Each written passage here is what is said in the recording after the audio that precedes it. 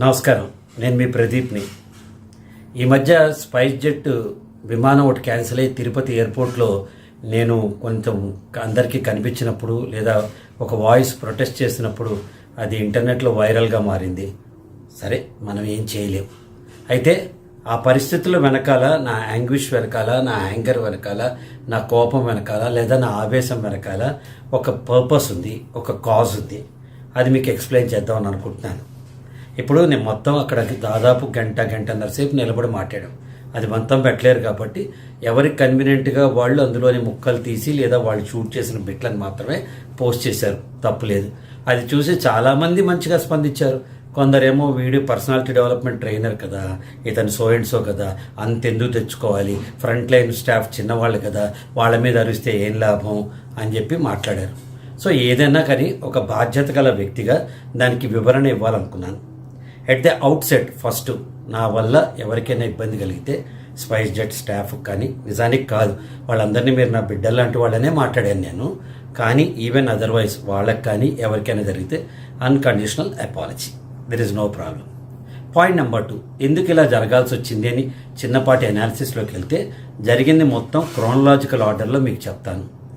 8:30 is the last flight from Tirupati to Hyderabad. అది spice jet ఉంది కాబట్టే స్పైస్ జెట్ని చాలామంది ప్రిఫర్ చేస్తారు. నేను కూడా అట్లా ప్రిఫర్ చేశాను.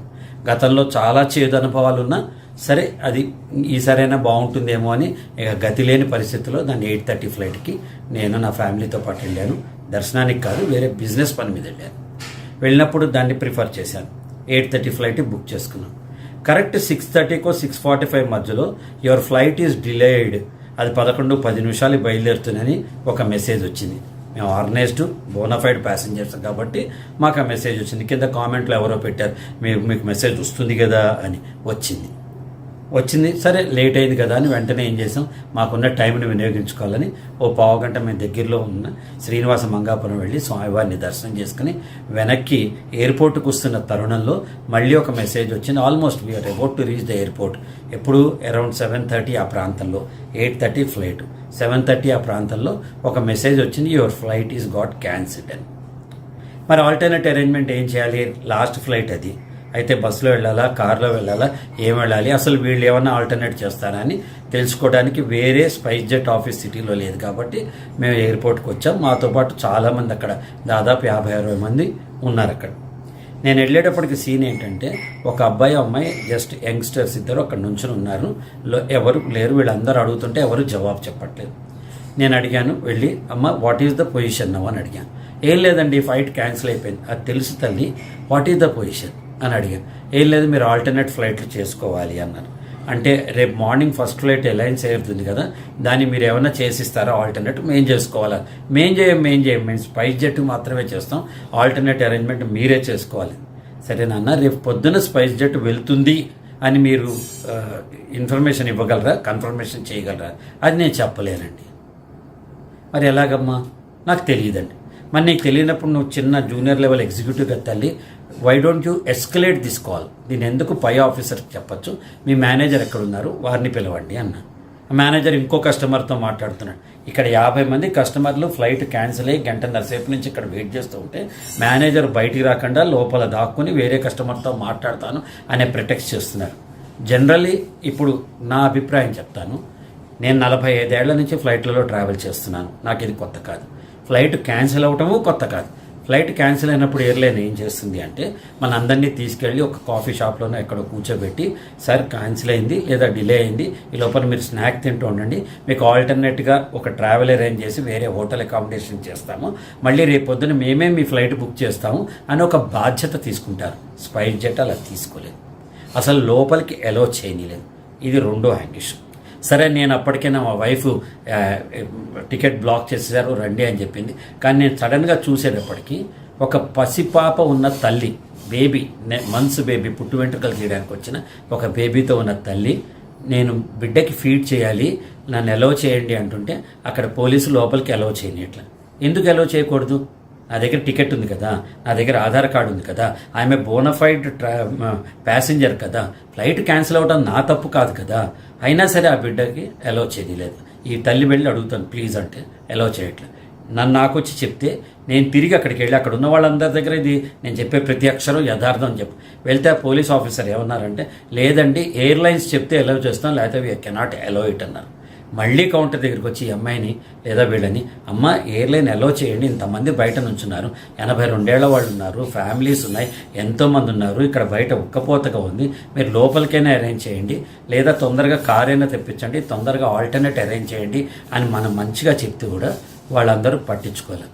అప్పుడు నాకు కోపం వచ్చి, మీరు మా పిల్లలు మిమ్మల్ని తిడితే లాభం లేదు, మీ పై ఆఫీసర్ ఎవరున్నారో వాడిని పిలవండి అంటే, లేదు క్లయింట్తో మాట్లాడుతున్నారు, కస్టమర్తో ఎవడమ్మా కస్టమర్, ఇక్కడ ఇంతమంది కస్టమర్లు వెయిట్ చేస్తుంటే పిలవమని చెప్పి కొంచెం గట్టిగా అంటే ఆయన వచ్చాడు.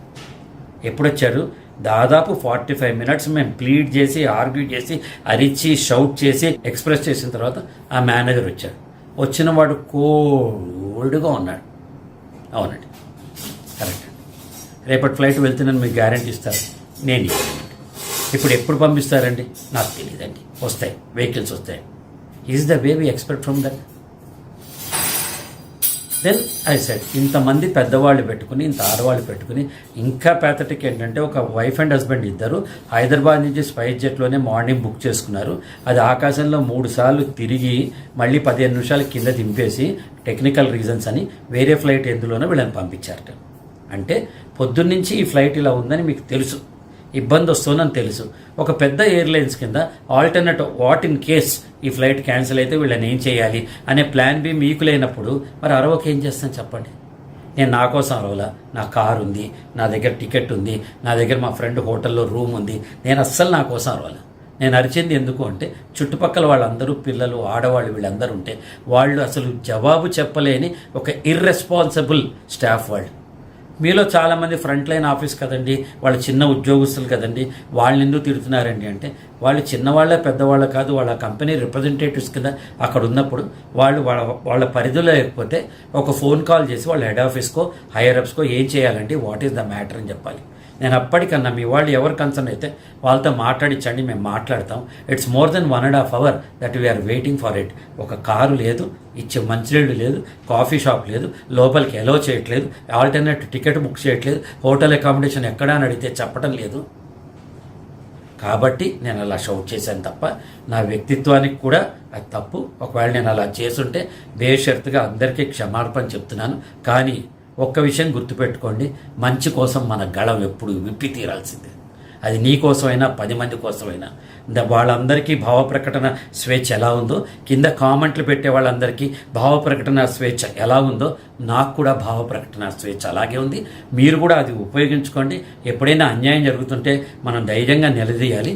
కనీసం దీనివల్ల నెక్స్ట్ ఇంకోసారి ఫ్లైట్ క్యాన్సిల్ అయితే ఎలా అనే ఒక ఆలోచన వాళ్ళకు వస్తుందని నేను ఆశిస్తున్నాను.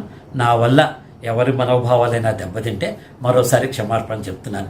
వ్యక్తిత్వ వికాసము అంటే లీడర్షిప్ క్వాలిటీస్ కూడా అందులో వస్తాయి. కాబట్టి ఒక వ్యాన్గార్డ్ లీడర్గా, సిచ్యువేషనల్ లీడర్గా అక్కడ ఉన్న వాళ్ళలో పెద్ద మనిషి కింద నేను వ్యవహరించానే తప్ప నా వ్యక్తిగత కారణాల కోసం నేను కోపం పోగొట్టుకోలేదు, నా బ్యాలెన్స్ పోగొట్టుకోలేదు.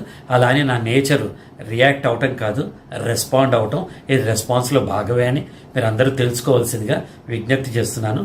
సర్వే జన సుఖినో భవంతు.